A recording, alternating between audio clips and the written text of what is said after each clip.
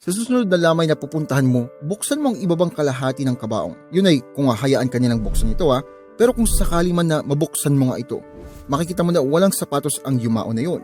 Sa katunayan, ito ay common at least sa Western culture. Well, obvious naman siguro, di ba? Dahil ang mga kabaong ay pinapakita lamang ang itaas na bahagi ng katawan ng patay na tao. Ang paglalagay sa kanila ng sapatos ay hindi na kailangan. Pero kung iisipin natin, dahil nga ang kabaong ay nagpapakita lamang ng kalahating katawan, maaari mo ding ilibing ang lolo mo o ang yumao mo sa buhay ng walang pantalon. Pero hindi mo naman siguro gugustuhin mangyari yun, di ba? O kaya ng kapamilya mo.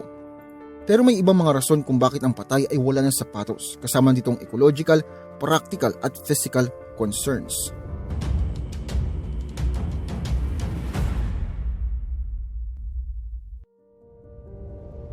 Kapag ang isang individual ay matagal nang nagkasakit, ito ay maaaring maging dahilan kung bakit ang pasyente ay magbawas ng timbang sa punto ng kanilang paa ay magiging maliit. Matapos na ang tao ay mamatay, ang kanilang katawan ay dadaan sa pagbabago katulad ng rigor mortis na maaaring mag-distort ng kanilang mga extremities o pwede ring maging bloated sila. Dahil dito, hindi mo masasabi kung ang patay na tao ba ay magkakasya pa ang kanilang mga dating sapatos. Sa nagdaang mga taon, ang ibang mga kumpanya ay gumagawa ng espesyal na mga sinelas para sa purpose na ito. Sa Columbus, Ohio, ang shoemaker na Practical Burial Footwear Company ay gumagawa ng stretchy na sapatos na maaaring mag-fit sa mga paa na distorted na nag-undergo nga sa rigor mortis. Matapos ang pagkamatay, ang mga daliri sa paa at ang forward portion ng paa ay magiging diretso dahil nga sa rigor mortis o iba pang mga dahilan at wala talagang siguradong paraan para makorek ang deformation ng paa na ito. Ang footwear company na ito ay gumawa ng paraan pero ito ay may kamahalan. Pero dahil nga mamahalin ang mga funeral process na ito, ang nagdadalamhating pamilya ay maaring hindi na bumili dahil nga dagdag pa ito sa bayarin at karamihan sa atin ay kinukonsiderang hindi naman ito kailangan. Ang pananatiling nakapaa ay libre lamang at ang kalalabasan ay mas okay ito sa environment. Marami sa modernong sapatos ay ginagawa din gamit ang mga artificial materials na matagal bago ma-biodegrade at maaari ding mag-drain ng chemicals sa lupa. Para sa mga ecologically minded na pamilya, lalo na ang mga gusto ng green burial, ito ay katanggap-tanggap sa kanila. In fact, maraming klase ng mga damit ang hindi suitable para sa green burial. Habang ang untreated natural fibers tulad ng cotton, wool, linen, hemp o bamboo ay katanggap-tanggap para sa mga green funerals.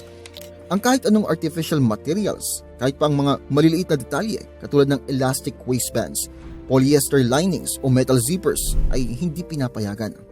Kahit pa ang mga kapamilya ng yumao ay nag-request ng green funeral, kung sila ay nagpa-cremate, hindi rin sila papayagan na pagsuotin ito ng sapatos. Ang treated leather at rubber soles ay kinukonsiderang hazardous na sunugin, parehong dahil sa safety at environmental reasons ito. Ang mga medical devices, kagaya ng pacemakers, ay maaaring sumabog sa loob ng cremation chamber.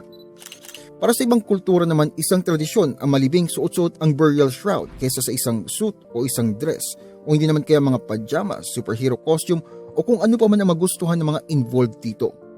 Sa mga kasong ito, ang sapatos ay madalas hindi na sinusuot dahil ang shroud ay mahaba naman para takpan ang paa, pero minsan ang mga boots ay isinusuot.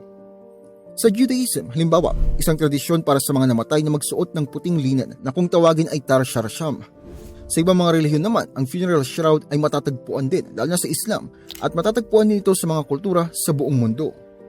Well, maliban sa lahat ng rason na binanggit ko kanina kung bakit ang patay ay walang sapatos, nakita mo na ba ang presyo ng quality footwear ngayon? Ang mamahal na nila, 5,000, 8,000, minsan pa nga may 12,000 o mas mataas pa. Isa sa mga traditional at environmental friendly na paraan para sa mga sapatos ng patay ay ibigay ito bilang regalo. Noong Middle Ages, maaari itong ipamana. Ito ay hindi lamang nagkakaroon ng economic benefits pero marami ang naniniwala na ito ay paraan para mapantiling buhay ang espiritu ng namatay na tao. Ewan ko na lang, baka gamitin mo pag tumatakbo ka tapos meron tumatakbo din kasabay mo.